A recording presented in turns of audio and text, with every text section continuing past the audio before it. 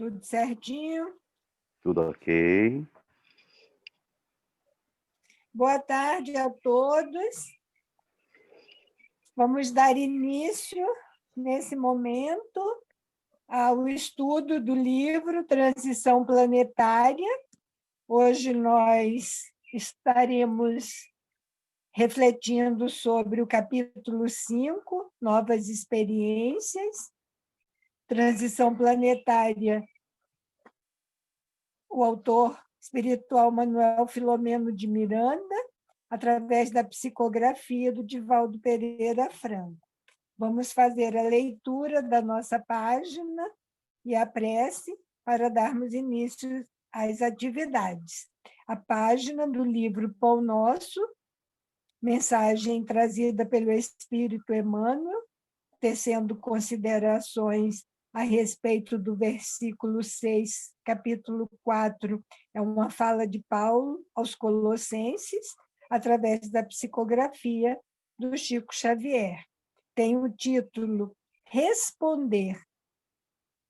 A vossa palavra seja sempre agradável, temperada com sal, para que saibais como responder a cada um. O ato de responder proveitosamente a inteligências heterogêneas exige qualidades superiores que o homem deve esforçar-se por adquirir. Nem todos os argumentos podem ser endereçados indistintamente à coletividade dos companheiros que lutam entre si nas tarefas evolutivas e redentoras. Necessário redarguir com acerto a cada um. Ao que lida no campo, não devemos retrucar mencionando espetáculos da cidade. Ao que comenta dificuldades ásperas do caminho individualista, não se replicará com informações científicas de alta envergadura. Primeiramente, é imprescindível não desagradar a quem ouve, temperando a atitude verbal com a legítima compreensão dos problemas da vida, constituindo-nos um dever contribuir para que os desviados da simplicidade e da utilidade se reajustem. Toda resposta em assunto importante é remédio. É indispensável saber dosá-lo com vista aos efeitos. Cada criatura tolerará com benefício determinada dinamização. As próprias soluções da verdade e do amor não devem ser administradas sem esse critério. Aplicada em porções inadequadas, a verdade poderá destruir tanto quanto o amor costuma perder.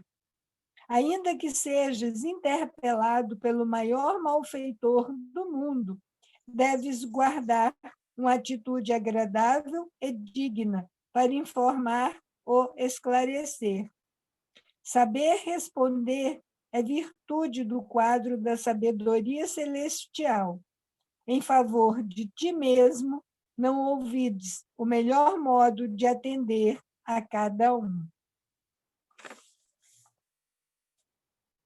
A partir dessa profunda orientação do benfeitor Emmanuel a respeito da conduta necessária na nossa vida de relação, onde o respeito ao próximo seja o maior destaque, dando a cada um de acordo com o que cada um merece receber, precisa receber, tem capacidade de entendimento para essa resposta, que tenhamos sempre essa sensibilidade de perceber com quem e para quem e o que estamos falando, que seja sempre com a verdade, sim, mas a verdade que não fira, a verdade que não humilhe.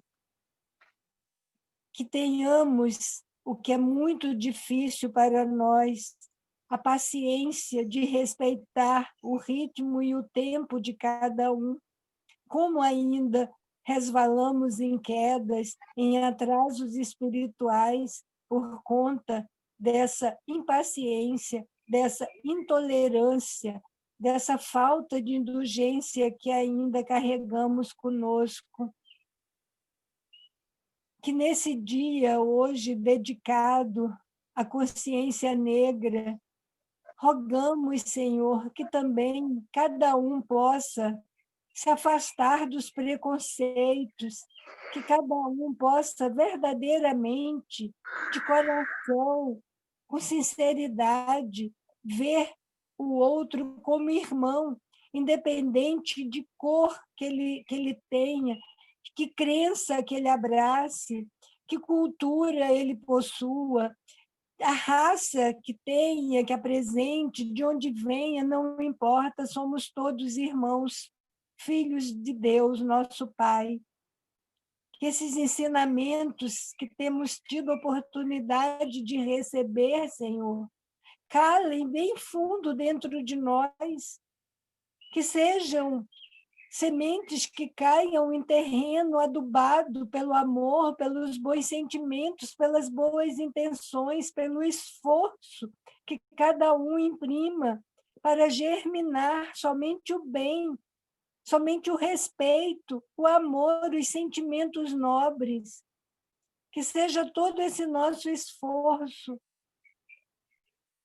estimulado pelos amigos espirituais que nos assistem, que sejamos abertos para recebermos as intuições, as orientações, que não sejam só de palavras que cheguem aos nossos ouvidos, mas que essas palavras se transformem em ações para com o nosso próximo, para com o nosso semelhante. Estamos agradecidos, Senhor, pela oportunidade que temos tido a cada tarde de refletirmos sobre ensinamentos tão profundos, tão importantes. Mas ajuda-nos, Senhor, a quebrar os nossos rigores, a quebrar a nossa rudeza. Nós te rogamos que nos fortaleça nos nossos bons propósitos. Queremos, sim, avançar, queremos, sim, nos tornarmos mais fraternos.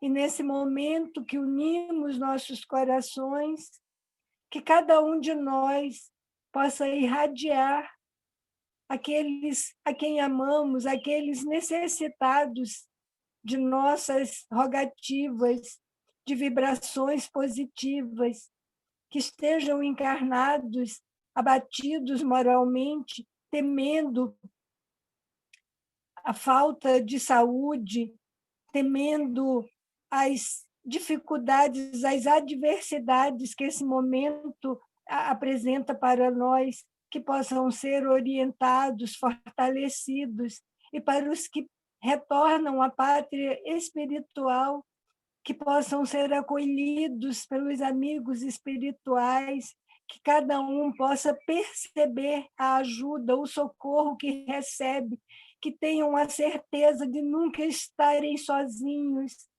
que basta pedir, que basta estender a mão, que encontrarão o socorro, e que cada um de nós possa ter a ajuda para enxugar as nossas lágrimas, aliviar os nossos temores e atravessarmos esses momentos com coragem e com confiança.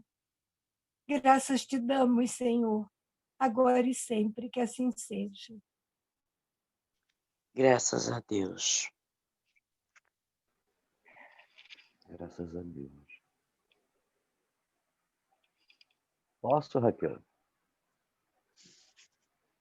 Sim, Luciano. Obrigado. Bom, essa obra, ela trata de um processo que envolveu dois aspectos, tanto no plano material como no plano espiritual. E o autor diz que nós estamos vivendo no limiar de uma grande transição, em que o planeta já está passando da condição de mundo de provas e expiações para o mundo de regeneração. Isso já constava no planejamento celestial há muito tempo e não se daria, obviamente, de um instante para o outro, num passe de mágica, pois se trata de um processo de transformação lento e gradual, porém irreversível, impostergável. Então, a história inicia a partir do momento em que houve aquele grande tsunami na Indonésia, em dezembro de 2004, onde centenas de milhares de vidas foram ceifadas, né? E isso provocou, inclusive, a verticalização do eixo do planeta Terra. Hoje, especificamente hoje, nós estamos experienciando parte dessa transformação, dessa verticalização. O planeta verticalizou 0,4444, uma dízima periódica. O plano espiritual, sabedor desse evento,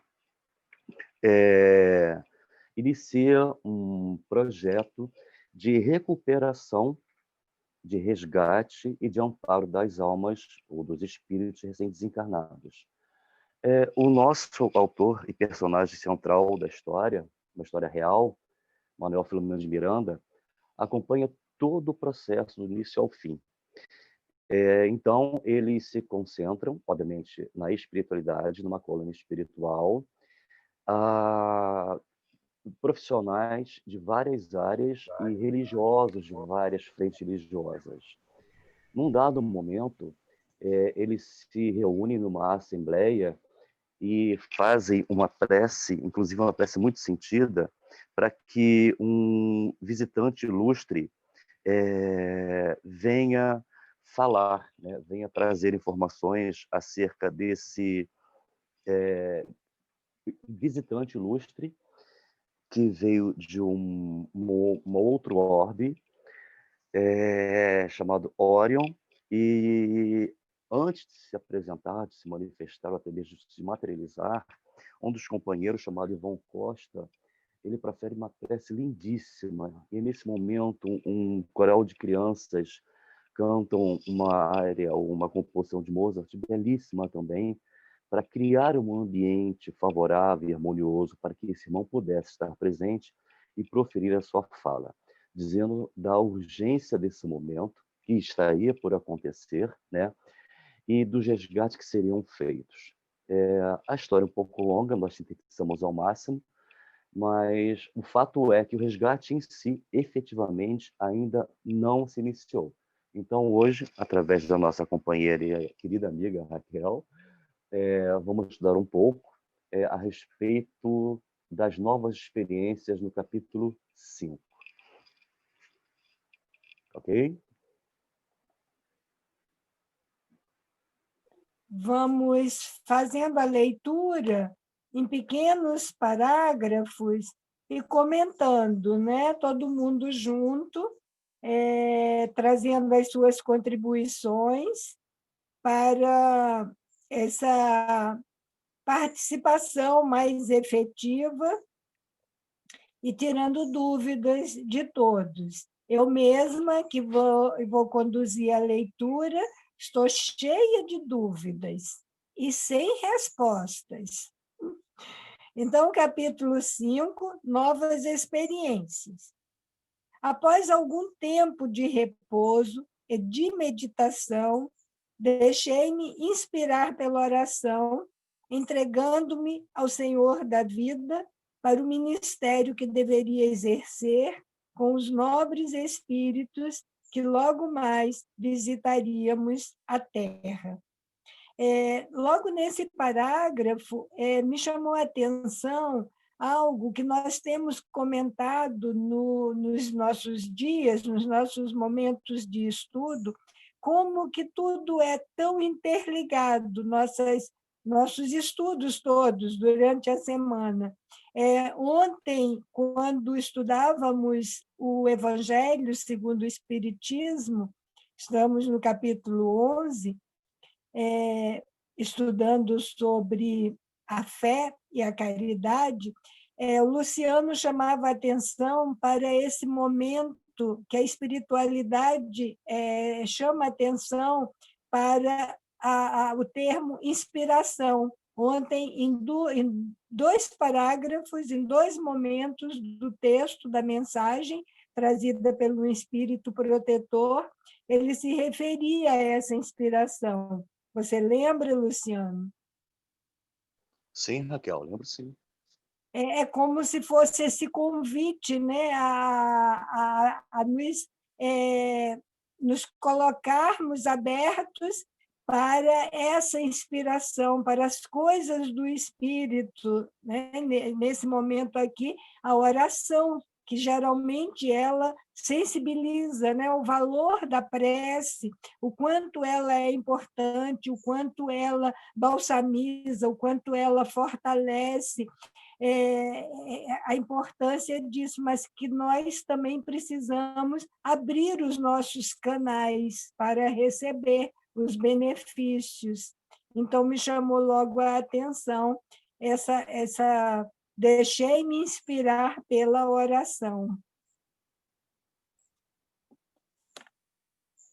Alguém quer comentar sobre isso? Posso passar?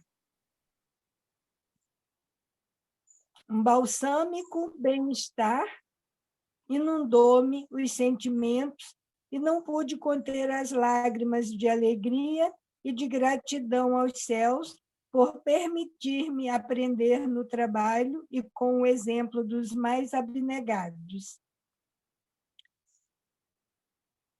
É aberto a todos, tá? Mas aqui também um pequeno comentário nesse segundo parágrafo, porque temos comentado sobre a produção desses hormônios que nos trazem a alegria, que nos trazem essa sensação de bem-estar, de completude quando fazemos o bem, quando praticamos boas ações. Nós temos falado muito da ocitocina e do...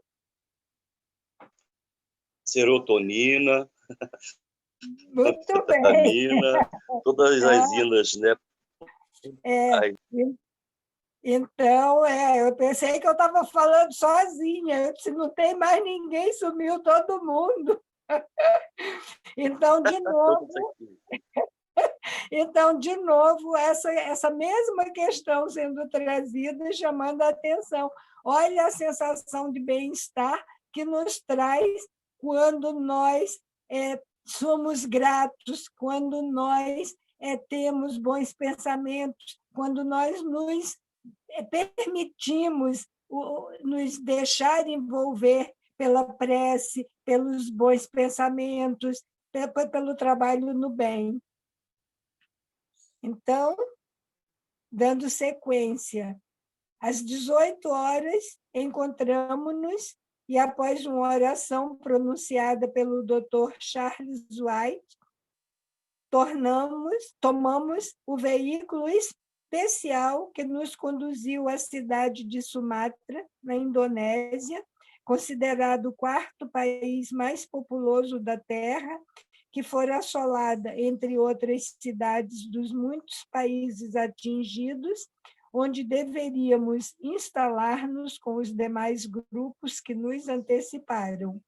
A cidade tivera mais de 2/3 de sua área afetada pela inundação e pela destruição, igualmente considerada o país mais populoso dentre os muçulmanos.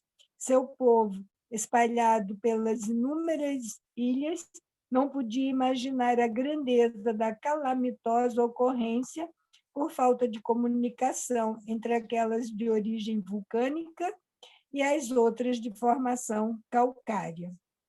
Aí aqui eu também tenho uma pergunta para fazer. Quando ele diz, tomamos o veículo especial, por que tomam um veículo se são capazes de volitar? Raquel, dependendo das circunstâncias e da distância percorrida, embora nós saibamos que o espírito se desloca na velocidade do pensamento, possivelmente, dependendo da circunstância, nesse momento, eles devem ter optado por esse veículo, como se fosse o aeróbus, né, mal comparando, para que a Aham. distância fosse percorrida num tempo menor e com uma quantidade maior de passageiros, né, de espíritos embarcados nesse veículo. Uhum. Normalmente, Raquel, você sempre dá essa resposta. Você diz, se quiser ir rápido, vai sozinho. Se quiser ir até mais longe, vamos juntos. Deve ter sido por isso. Fora que na ocasião, desculpa interromper o Celiano, fora Não, que é na todo mundo falando, precisa todo ocasião, mundo. fora que na ocasião também do acontecido, eles estavam precisando também desse tipo de veículo por conta dos resgates que estavam por vir, por conta do incidente. Então, além do transporte dos trabalhadores, eram os transportes de quem ia ser assistenciado. Entendi. Muito bom. Mais alguma colocação? Muito bem. É porque até os que iam ser assistidos com essa dificuldade inicial de se movimentar, não sabe ainda volitar com essa presteza. Fora que muitos também nem tinham consciência que estavam desencarnados. Exato, Muitos deles, exato. né? Muitos deles ainda não. Muitos se encontravam em total desespero e confusão mental, Isso, porque não isso, sabiam, não faziam a menor ideia de que tinham desencarnados. isso. Alguma outra colocação nesse parágrafo?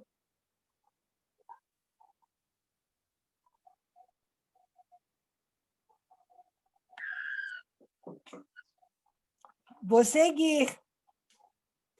Alguns espíritos nobres acercaram-se da região no começo de dezembro, a fim de organizarem as comunidades transitórias para receberem os que desencarnariam em aflição no terrível futuro evento sísmico.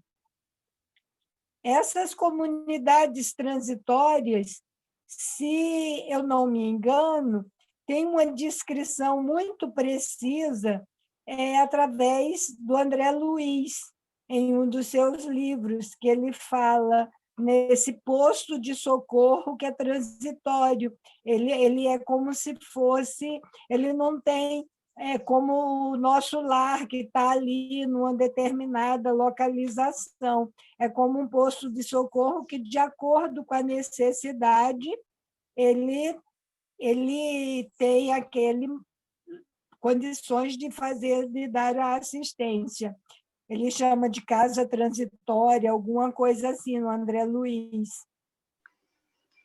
Dona Raquel, eu também já vi também no Devassando o Invisível, eles falam também, quando necessário, eles montam todo um equipamento, uma coisa, a fim de socorrer as situações naquele momento e depois se desfaz. Uhum. Aí seria um momento transitório. Isso.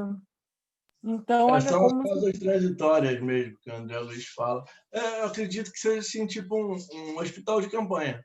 Vai lá, monta, tal, atende, talvez transfira o inteiro, porque lá eles têm muito mais recursos que aqui, para outra localidade, é uma coisa assim. Isso Transitória nesse mesmo. Uhum. Descreve bem, Marcos Heleno. Não, e inclusive, gente, esse tópico foi colocado no capítulo anterior, no capítulo 4, vocês lembram? Quando isso. reuniu vários representantes de várias religiões, inclusive, num local onde não só acolheria a equipe técnica especializada, como também muitos dos recém-desencarnados. Capítulo Isso. 4. Eu só não lembrava, Luciano, que lá no capítulo 4, que eles chamavam de transitório também. Isso.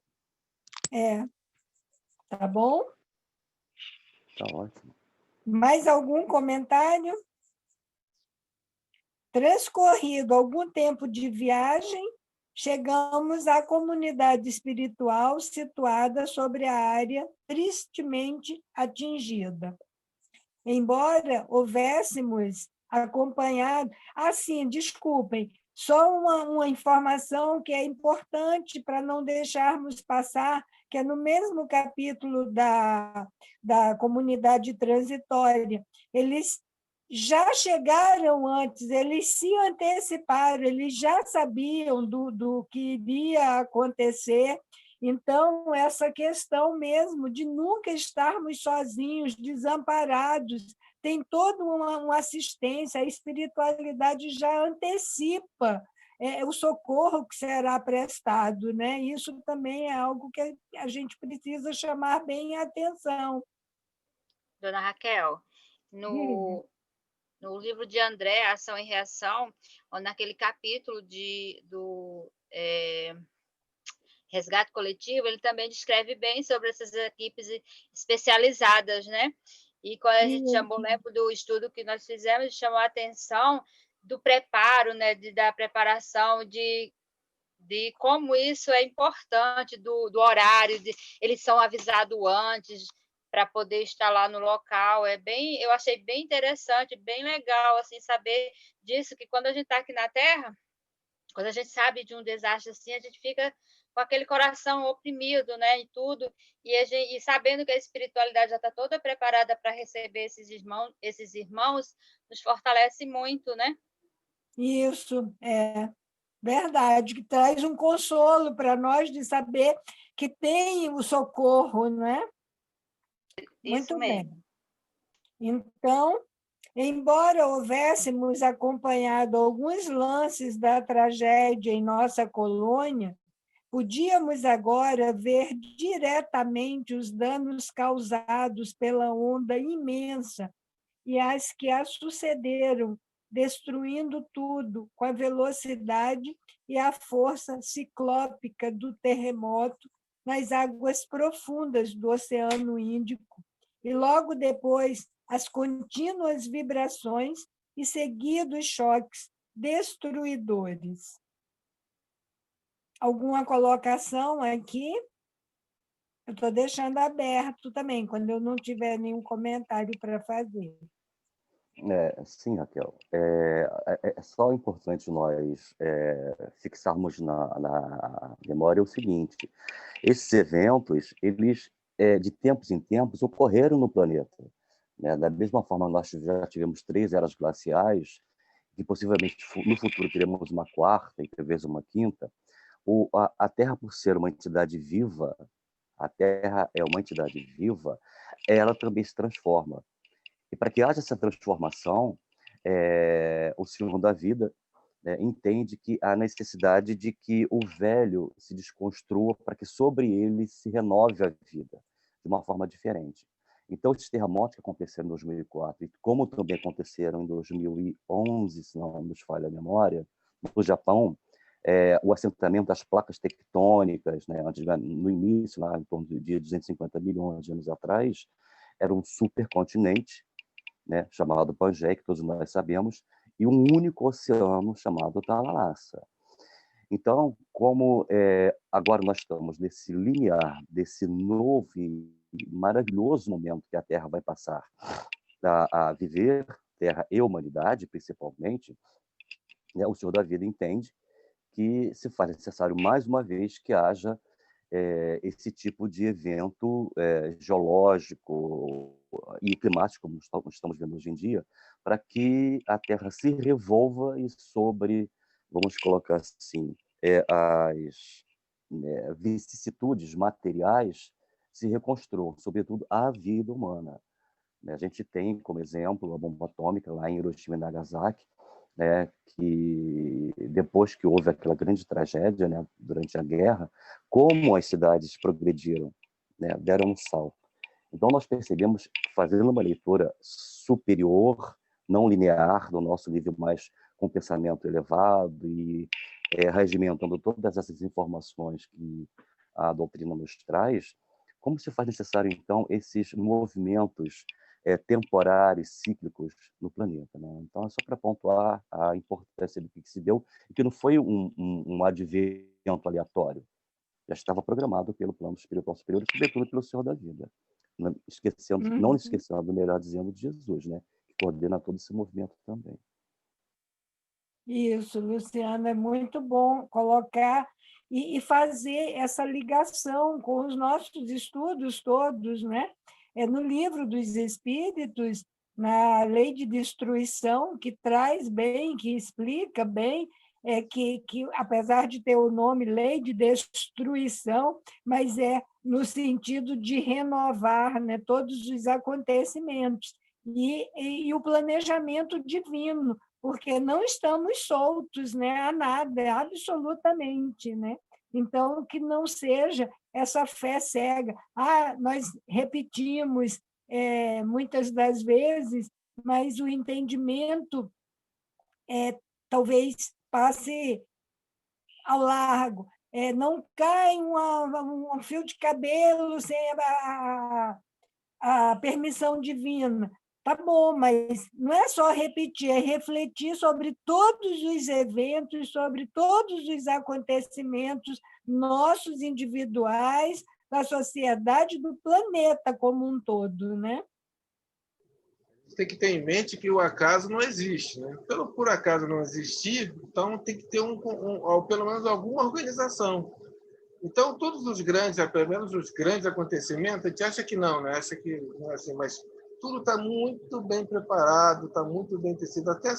Eu tenho certeza que assim que passar essa pandemia, a gente vai ter livros dizendo o preparo que foi para tudo isso. Mesmo porque você tem que imaginar a quantidade de desencarnados que estão desencarnando em coma.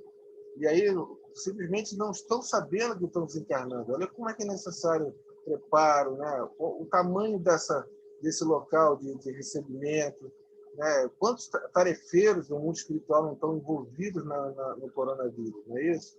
Então, assim, a gente não pode bater em mente outra coisa, né? É tudo um planejamento muito sério para que tudo dê certo, né? O acaso não existe. É importante, né, Zé Luiz, essa colocação. E, às vezes, como nós damos pouco valor a essa observação, né?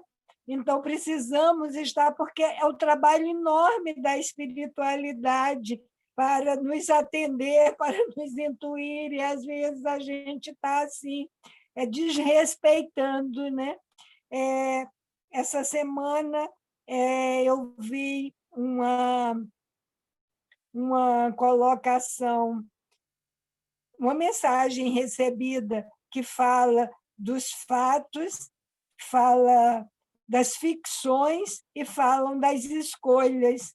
Então, como que nós precisamos estar atentos quando formos fazer nossas escolhas ao que é verdade, ao que está sendo manipulado, e como que é sério o trabalho que nós ainda damos aos amigos espirituais. Isso é muito importante. Vou continuar a leitura, então.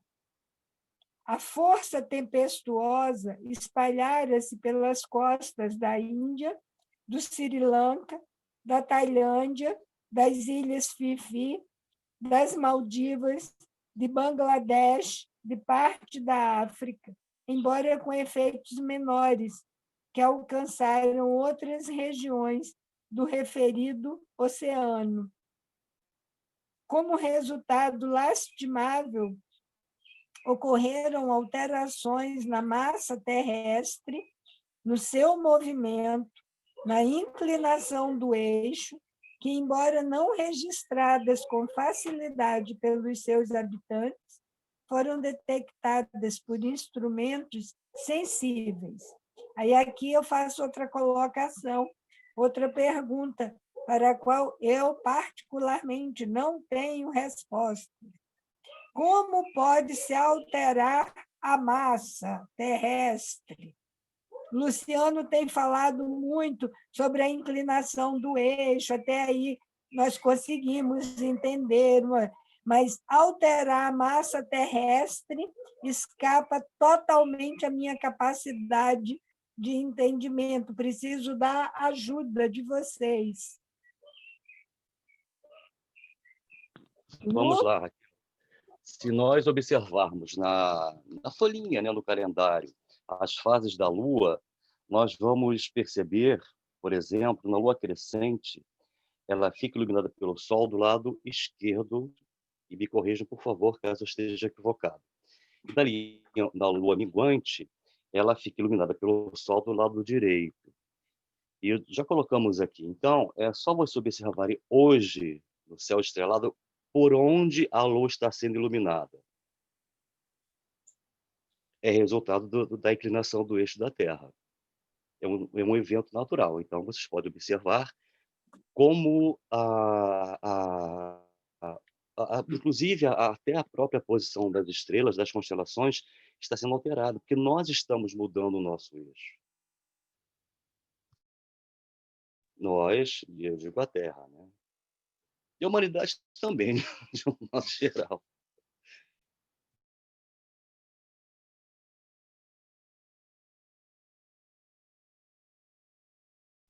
Posso falar? Eu só queria pensar o seguinte, ele fala em alteração na massa terrestre com relação ao movimento e não com relação à quantidade. A quantidade de massa, no meu modo de entender, não diminuiu, porque essa, para diminuir, teria que ser dispersada no espaço. E não foi. Então, é justamente isso. Pela inclinação, esse movimento da massa fez o movimento da Terra, né? Movimentação diferente na massa da Terra. Talvez isso esteja referente aos abalos sísmicos sensíveis nessa condição, e não a diminuição ou aumento de massa. É isso que eu entendo.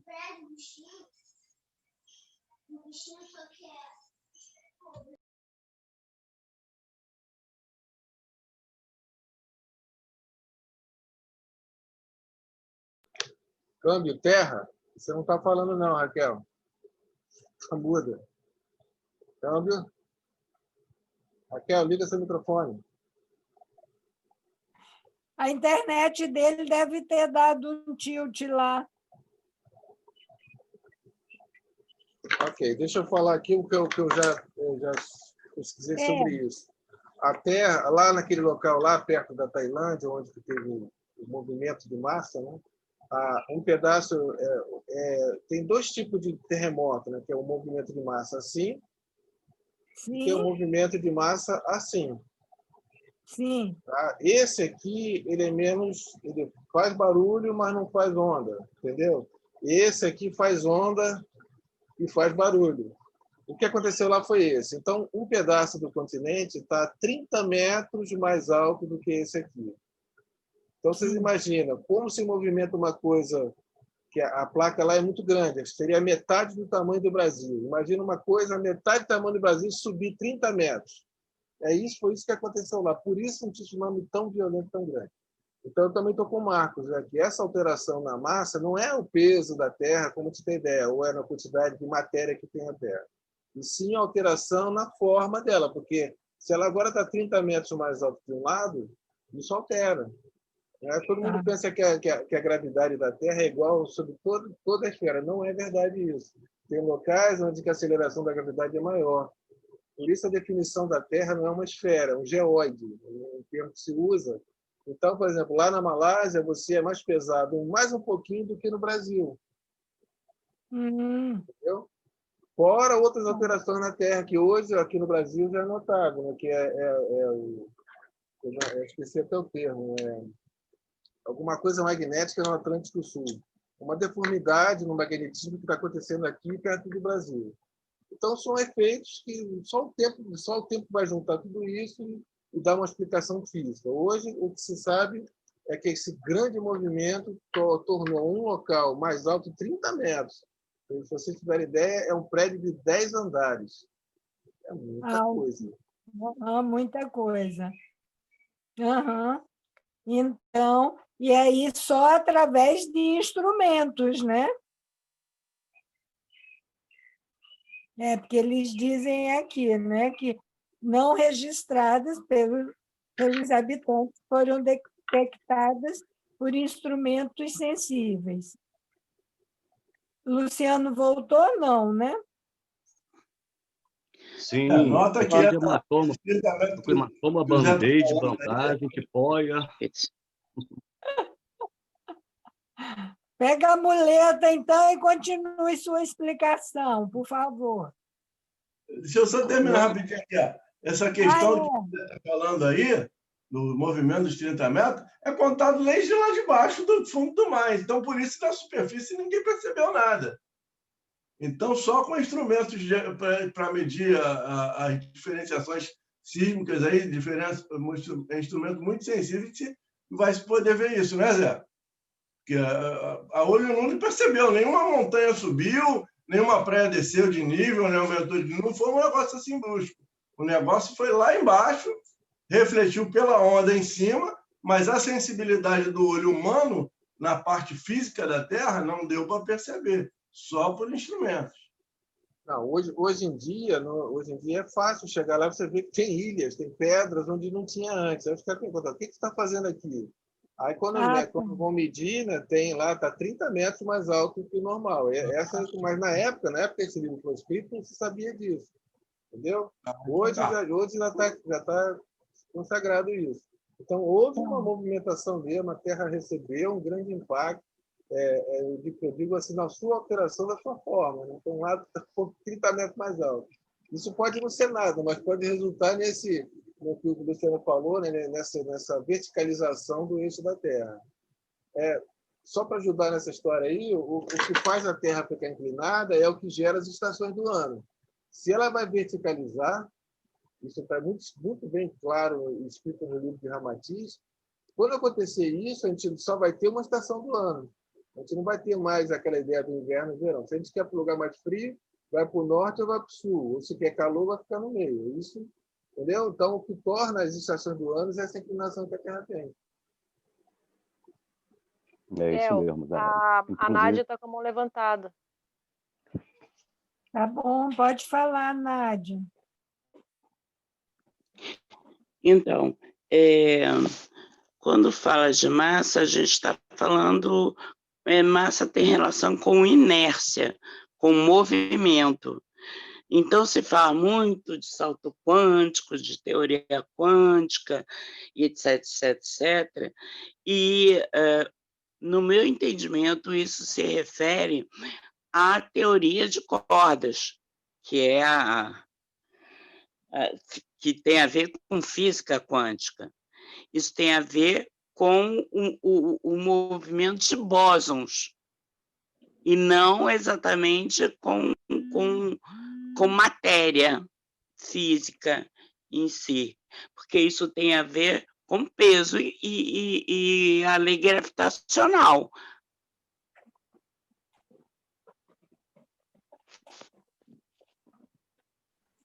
Perfeito, Nádia. Obrigado. Inclusive, aqui ainda está dando para ler. Como resultado lastimável, ocorreram alterações na massa terrestre, no movimento, na inclinação do eixo, que além de nós estamos atravessando esse processo de inclinação ou de verticalização, ainda está acontecendo a inversão dos polos magnéticos do planeta. Isso aí é estudo científico. Essa questão que o Zé colocou acerca do que está abaixo, submerso, está se elevando, o que está acima está submergindo, faz parte desse processo. Né? Quando a massa de água vai avançando sobre o continente, quando ela se avança para um lado, magneticamente, por força da gravidade, ela acaba se extinguindo por outro. A vazão por um lado e o esvaziamento por outro. Todo mundo conhece a lenda, né, entre aspas, que na verdade não é lenda. Platão já dizia acerca da existência de Atlântida. Atlântida, ela não afundou. Houve uma elevação no nível dos oceanos que submergiu a Atlântida. Não é que tivesse acontecido uma hecatombe ou uma placa tectônica perto daquele continente, né, que fizesse com que ele submergisse. Houve sim. um deslocamento de uma placa tectônica distante que fez com que o nível do oceano naquela região se elevasse. E Platão tinha uma percepção, vamos colocar assim, mediúnica, que ele viu a cidade, tanto que ele escreve. Então, referências que nós temos aí acerca, inclusive, dessa cidade de Atlântida, e não só como hoje nós estamos percebendo, que no nosso litoral principalmente, o nível da maré tem subido substancialmente. Em Mangaratiba, por exemplo, nós tínhamos 40 metros de extensão de areia. Hoje nós temos 10. É sinal claro que alguma coisa está acontecendo no eixo do planeta. É contigo, Nádia. Você levantou a mão. Volto a dizer, massa tem a ver com inércia, portanto, tem a ver com movimento vibracional e não com peso.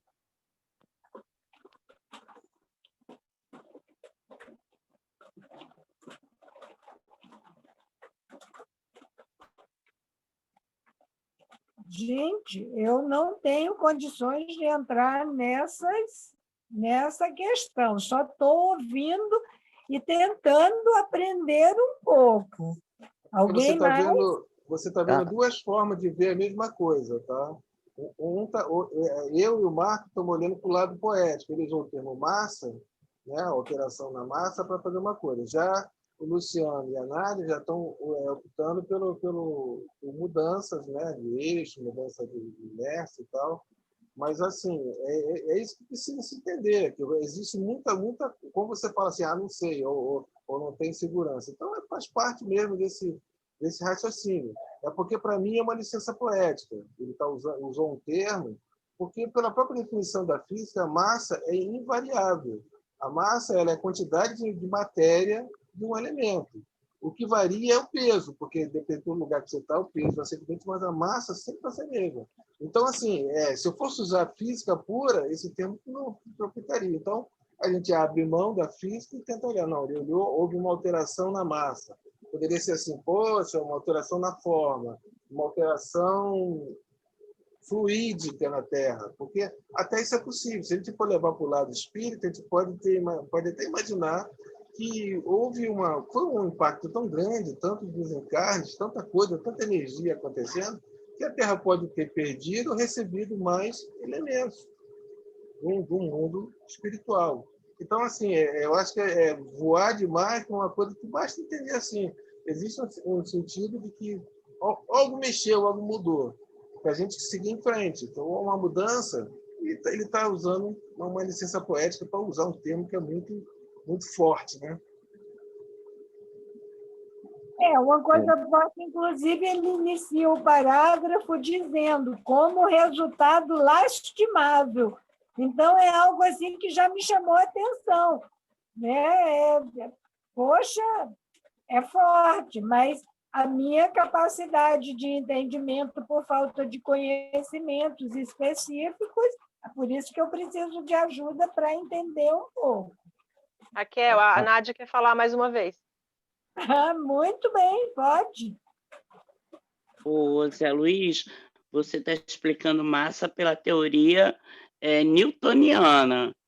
Se você for explicar pelo ângulo da física quântica, já é outra coisa.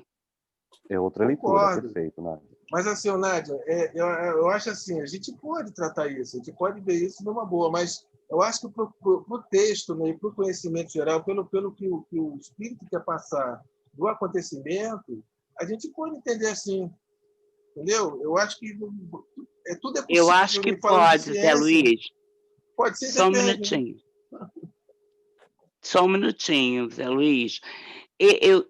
Eu movimentei esse debate aí com um fim específico, que as pessoas estão falando muito de transição planetária, salto quântico, blá, blá, blá, blá, blá, blá, e a maioria das pessoas,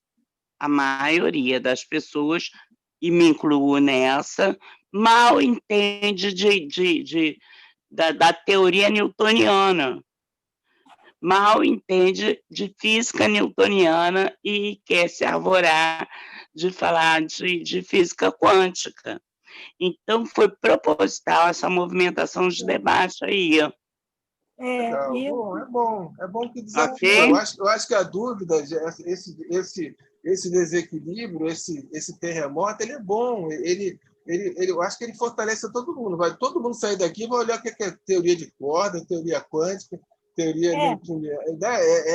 Eu acho que é isso que vale. Quando a gente sai de um debate e sai muito certo da coisa, eu acho que esse debate não foi bom. Eu acho que tem que sair com dúvida. Então, fortalecer a dúvida é o nosso fortalecimento. Posso tentar dar um pitaco lúdico? Pode. Posso? Eu acho que fica mais fácil para os meninos entenderem o que eu vou falar agora do que para as meninas, porque nós soltamos pipa. A gente tinha umas pipas, de vez em quando, chamavam que dava dano de lado. Você tentava botar a pipa, ela ficava de lado. O que se fazia? Ia lá e tirava um pedacinho de papel do lado para onde a pipa estava tendo maior sustentação e botava do outro lado, enrolava aquele papelzinho do outro lado. Aí a pipa equilibrava. Você mudou a massa da pipa? Não mudou, o papel está ali, ele só mudou de lado e a pipa, que estava assim, inclinou o eixo. Quer dizer, fisicamente, seria uma coisa mais ou menos parecida com isso. Mexeu lá a placa tectônica lá embaixo, uma subiu, outra desceu, tirou um pouquinho da posição, você força ela procurar um outro movimento para procurar um equilíbrio. Fisicamente. Não estou falando de teoria de cordas, não estou falando de nada, até porque eu não entendo. Estou tentando, de uma forma lúdica... Então, isso é que basta. Entendeu? A gente pode ficar falando de outras coisas, mas eu acho que, nesse instante, é isso que basta. Houve uma movimentação que seja quântica, física, mas a Terra está diferente. Está cambando para um lado, eu acho que, nesse instante, não adianta. A gente precisa olhar o texto. O texto está dizendo, olha, o próximo foi sério. Deu uma cutucadinha na Terra e ela está diferente. É um balanço na força. Peço somente duas coisas. Para entender bem, novamente vou falar, isso foi só uma provocação para as pessoas começarem a pensar quando usarem determinados termos sem conhecimento disso, com relação a salto quântico, teoria quântica, etc, etc. E, Marco, eu sei bem o que você está falando, amigo. Não fale que os meninos que vão ter só os meninos vão ter facilidade. Eu sei exatamente que eu soltei muita pipa. Deixei. Você no meio das meninas... Deixei por hoje. Marco, ela sabe fazer um cabresto, hein? Cuidado, hein? Pois é. Tem que fazer a pipa toda, meu querido.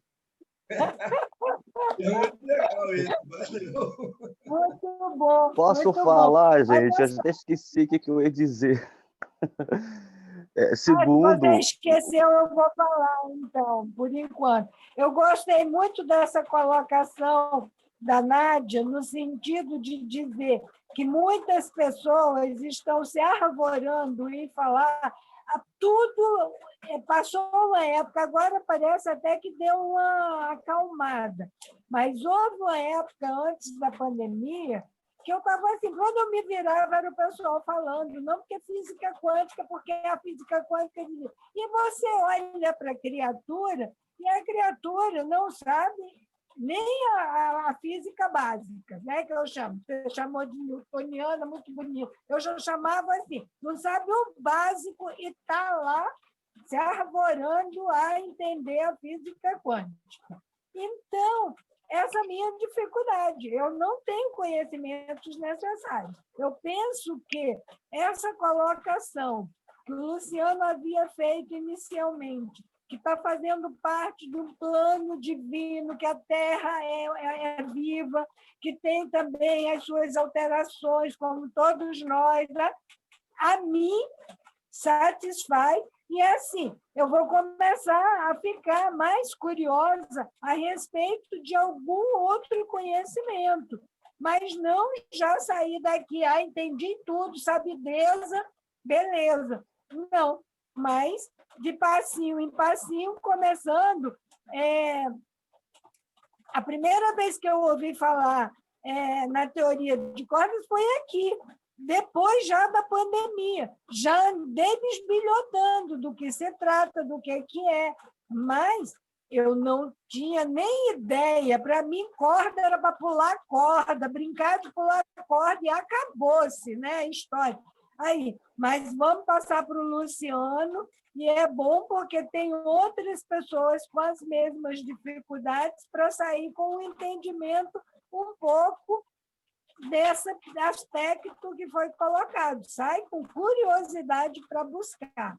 Luciano, você lembrou do que você queria falar? Lembrei. E o espiritismo, só para nós pontuarmos, é questionamento puro. Questionamento puro, Raquel. A gente deve questionar. E quem tem interesse em estudar física quântica sob a ótica espírita, tem várias palestras no YouTube. Inclusive, uma delas é com Cláudio Conte, espírita, que ele faz um trabalho belíssimo, que orienta pela ótica espírita como é a mecânica quântica, a física quântica. Olhar do plano espiritual para essa ciência que o homem descobriu recentemente. Não sei se tem algum material acerca da teoria de cordas. Isso eu não sei dizer. É um assunto que me interessa, mas eu também não me arvoro a abordar, porque não tenho conhecimento.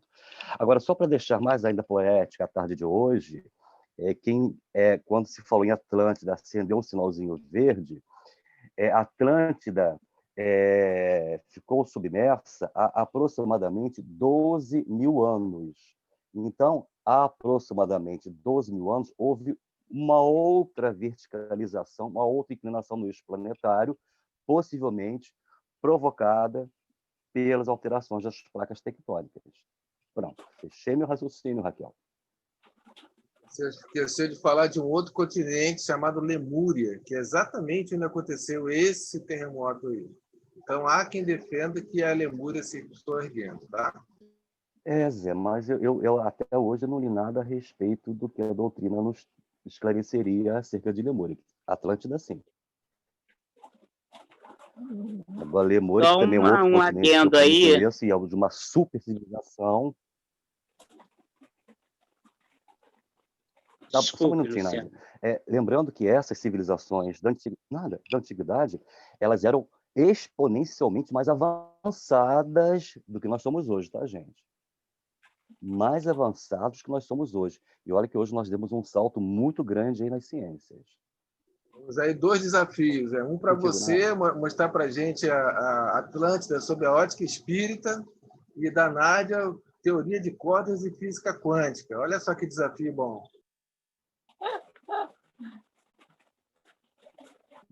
Posso falar, Luciano? Claro. Só um lembrete, nem tudo que está na internet é verdade, ou é exatamente a verdade. Tem muito sofisma nesse particular. E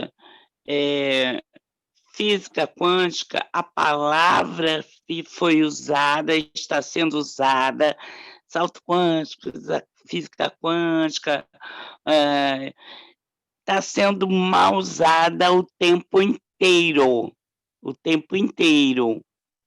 Então, não tem desafio para mim, porque a teoria de cordas, física quântica explica muita coisa para mim dentro da doutrina espírita, mas não dentro do discurso que vem sendo falado, de como vem sendo usada essa palavra dentro da doutrina espírita. Então, como eu entendo como ciência, e como ciência eu encaixo dentro da doutrina, e que não é a voz corrente dentro da doutrina, então eu não estou apta a esse debate. Uhum.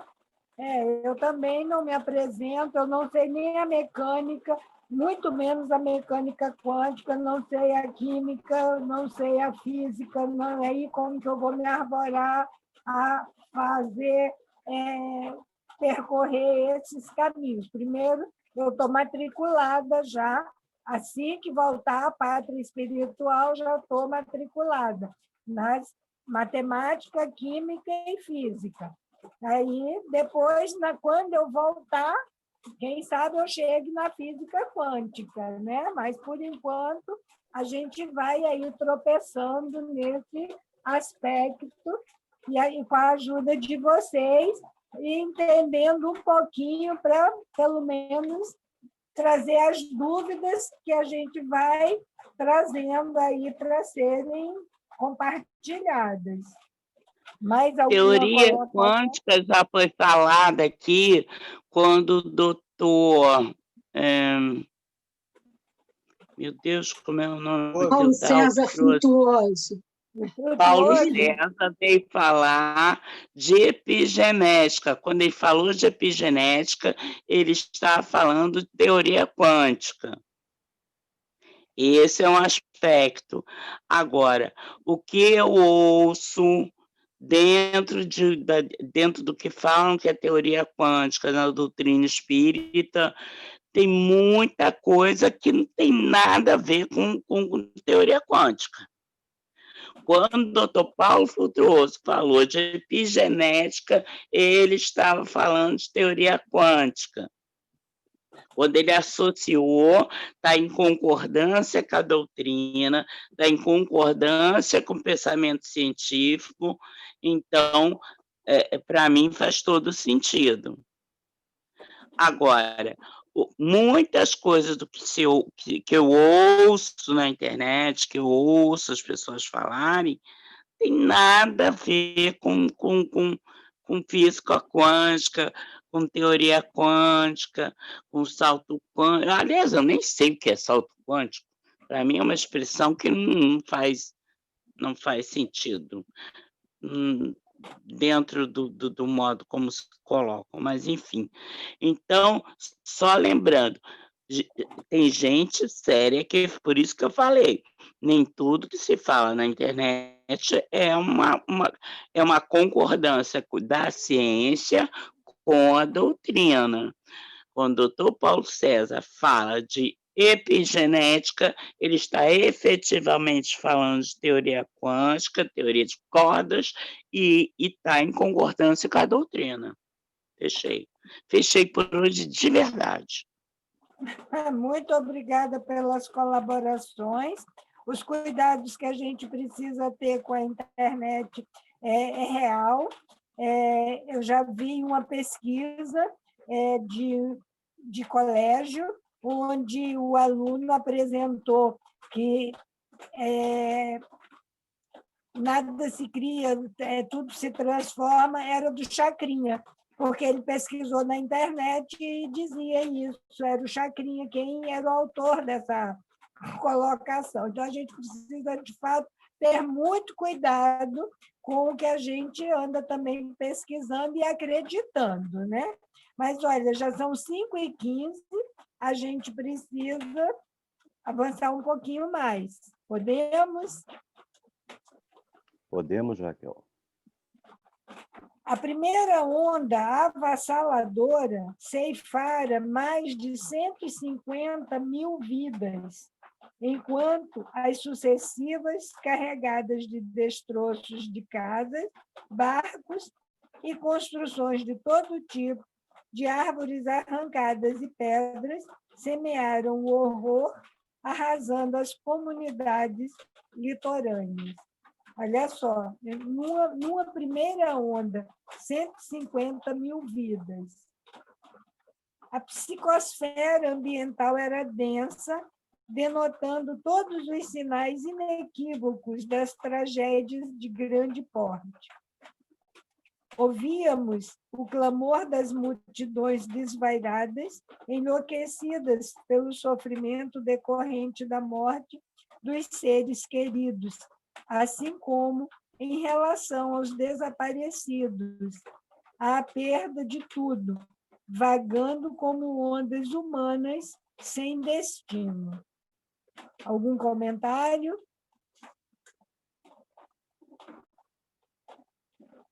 Não. De imediato, começaram a chegar as contribuições internacionais, porém, os instintos agressivos dominavam grupos de exploradores de vadios e criminosos que se aproveitavam da oportunidade para ampliar a rapina e o terror. Então, é uma pequena parada aqui para vermos ainda o quanto a humanidade se mantém atrelada aos seus instintos, à sua pequeneza, né? Que no momento desse de calamidade, de socorro, onde os sentimentos de solidariedade deveriam sobrepujar os instintos agressivos, né? Mas ainda se debruçam na exploração. É lamentável ainda, né? Tempestades vibratórias descarregavam energias densas sobre o rescaldo humano e geográfico, confrangendo-nos sobremaneira. Logo após encontrarmos um lugar que nos deveria servir de suporte para as incursões ao planeta, onde igualmente se alojavam outros grupos espirituais socorristas, o nosso gentil condutor explicou-nos qual a tarefa que deveríamos desempenhar naqueles primeiros minutos e, orientando-nos, mergulhamos na densa noite que se abatia sobre a região devastada. Algum comentário? Muito breve, Raquel. É importante a gente só trazer aqui um pouco mais. E o Marcos virou a tela. Marcos, você pode voltar um pouquinho para onde estava, por favor? Ele fala sobre as tempestades vibratórias. Nós observamos, né, tempestades isso, descarregavam energias densas. Isso, obrigado, Marco. Energias densas sobre o rescaldo humano e geográfico, confrangendo-nos eles, os espíritos que estavam prestando esse amparo, esse socorro aos recém-desencarnados. Então, aqui nós percebemos o que um evento desse porte, dessa magnitude, né, a energia que é produzida, que a gente só analisa o aspecto material. Nós não conseguimos ainda perceber o resultado dessas descargas físicas, digamos assim, no plano espiritual, que os afetou também, né? Não só aquela onda, aquela massa vibratória, né, que foi produzida pelo terremoto, né, pelo tsunami, melhor dizendo, né, o que isso gerou na psicosfera daquela região. Né? Além disso, também tem a questão dos desenlaces recentes, né? A carga energética que foi gerada e disseminada pela psicosfera foi muito grande, a ponto de impedir, de certa forma, o acesso, como o próprio Manuel fala aqui, confrangendo-nos sobremaneira. Então, do macro para o micro, imaginemos as tempestades vibratórias que nós descarregamos. É só para pontuar. Uhum. Isso. A gente precisa ver até onde que vai, porque não vai ser possível concluir o parágrafo, o capítulo todo. Vou avançar um pouquinho mais, tá bom? Os corpos em decomposição amontoavam-se em toda parte, após ligeira identificação de familiares e a remoção de alguns para outros lugares, chamando-nos a atenção as fortes ligações espirituais mantidas pelos recém-desencarnados, que nem sequer se haviam dado conta da ocorrência grave, aquela colocação que o Mateus havia feito, né? Imantados aos despojos, estorcegavam, experimentando a angústia do afogamento, as dores das pancadas produzidas pelos destroços, o desespero defluente da ignorância. De quando em quando escutavam-se preces e súplicas, dirigidas a Alá, logo seguidas de blasfêmias e imprecações tormentosas.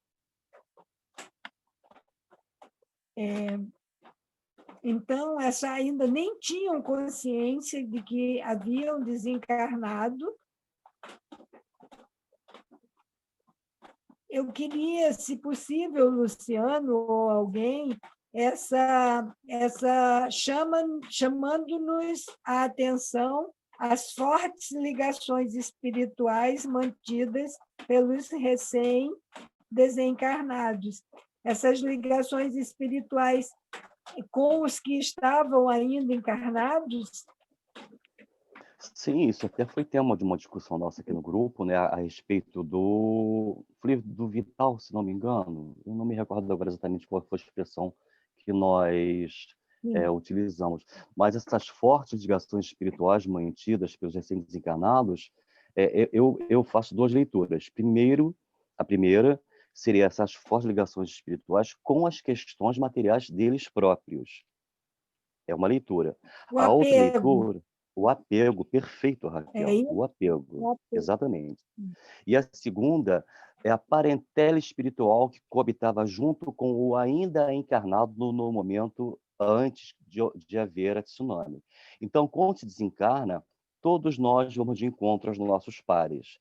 Então, possivelmente, essa ligação espiritual, né, do encarnado para o desencarnado, nessas ligações espirituais mantidas, poderiam ser as relações espirituais que muitos mantinham inconscientemente, mas pelos seus pendores, suas tendências, e no momento do desenlace, eles foram de encontro a essas ligações, ou seja, a esses espíritos que coabitavam nas suas ambiências ainda na condição de encarnados. Então, são dois aspectos, duas leituras que eu faço dessa passagem. Bem interessante, por sinal. Uhum. Algum comentário mais?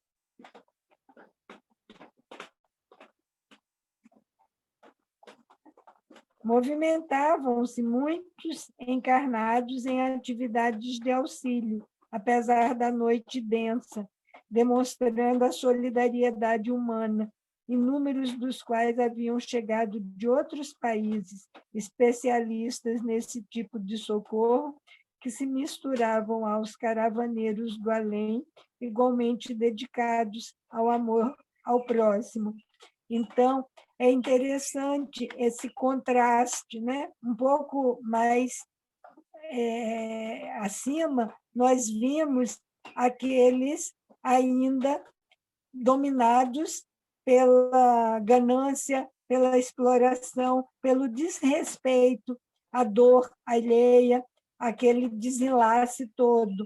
Mas, em seguida, vem a informação da solidariedade, da fraternidade, do laço de amor, né, da dedicação, da abnegação, da entrega a um trabalho tão doloroso. Né? Então, mostra bem ainda a humanidade tão dividida. Isso tudo que nós temos visto nesse momento que atravessamos também ainda. Quantos se aproveitam do isolamento, desse momento de fragilidade para aplicar os seus golpes, para ampliar as dores, e outros tão solidários, tão caridosos, tão fraternos no socorro, no oferecimento de consolo, de apoio, seja material ou espiritual, né?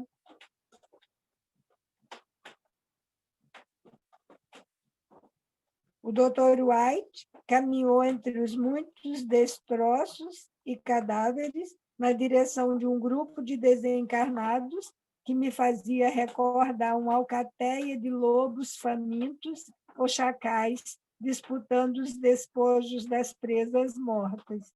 A balbúrdia era expressiva e o pugilato entre alguns espíritos era igualmente vergonhoso.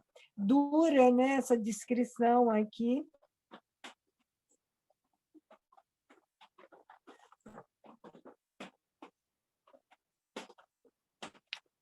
disputam as energias dos recém-desencarnados, elucidou o respeitável médico.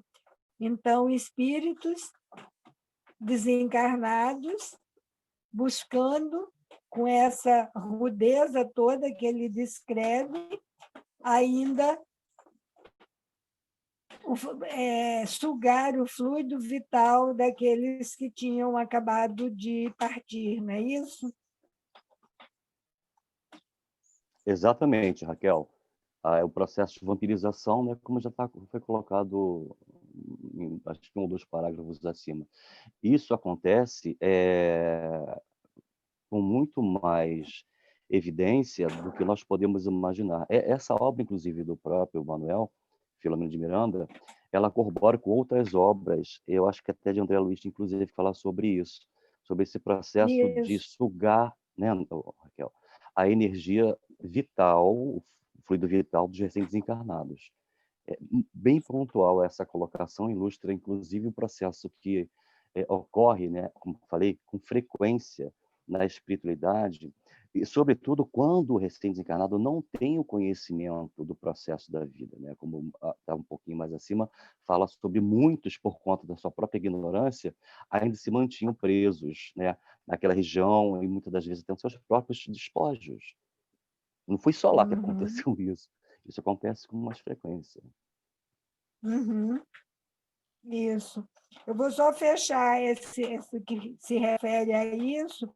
A vampirização vai ser agora, nesse seguinte parágrafo. Com essa atitude, agridem os espíritos em desespero, que mais se apavoram e tentam absorver-lhes as energias animais de que se nutrem, iniciando o infeliz processo de vampirização, identificando-se com aqueles cujas existências foram de irresponsabilidade, o que lhes permite a sintonia vibratória. Buscam exauri-los, o que apressará a decomposição cadavérica, arrastando-os para regiões de desdita, onde os submeterão a sevícias e exploração mental de longo curso. André Luiz relata bem isso no livro Libertação, que fala, né, daquela cidade que Gregório comandava, e tem bem isso. Tem até como um julgamento, né, que ficam os espíritos lá sendo como se fosse mesmo um julgamento. E como são profundamente infelizes, disputam as vítimas como fariam os animais ferozes com os despojos das caças que acreditam pertencer-lhes. Nosso compromisso de momento é afastá-los do local e tentar despertá-los para a sua realidade espiritual.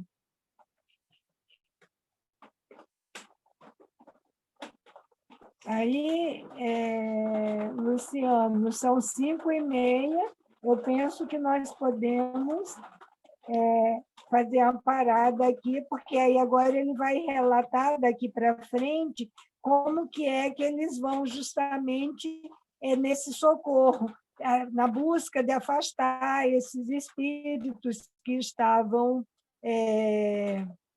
sugando, se alimentando, né, extraindo ainda o fluido vital, e eles vão fazer o sorar pelo horário e pelo ponto que... Sim. Sim? Não, perfeito, Raquel, até porque também é o desdobramento, né, desse processo, né? Está indo no passo adiante, e aí vai ilustrar as consequências, né, desse primeiro momento. Perfeito. E se todos concordarem, eu não me oponho de modo algum. E tampouco você, acredita, né? Tá bem, ficamos até aqui, Já então. deixei até marcado parada. Muito bem, muito bem. Deixa eu parar. Eu anotei também no meu livro, coloquei a data que a gente parou aqui, para dar continuidade quando formos continuar o estudo. Vou fazer isso também. Fazer o fechamento. Tá bem? Quem gostaria de fazer a prece final? Alguém está se sentindo confortável para isso? De novo, recomendando que cada um mentalize o seu pedido, a pessoa para quem queira envolver nas preces.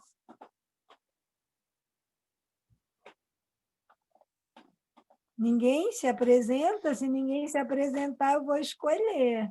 A Sandra está com a mão levantada. Ai, que bom, é que eu não vejo aqui, eu não vi. Pois não, Sandra, que bom. Então, reunidos, Pai, nesse momento em Teu nome, cercados de toda a falange espiritual, possamos vibrar por nós e por tantos necessitados. E que a cada dia sejamos fortalecidos por esse conhecimento espiritual, que possamos nos tornar pessoas melhores, mais amáveis, menos críticas, vivendo intensamente a fraternidade. E assim, nesse padrão vibratório, possamos também alavancar o desenvolvimento desse planeta. Que assim seja, graças a Deus. Graças a Deus.